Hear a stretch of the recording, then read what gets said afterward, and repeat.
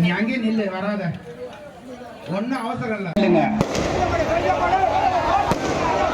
இன்னும் முதல் சுத்தே போகாம இருக்கிறாங்க.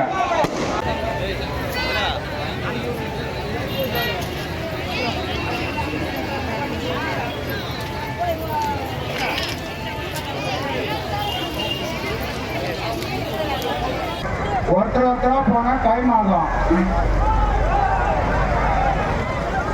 ஒரு 5 பேரா கூட விடுங்க ஐயா.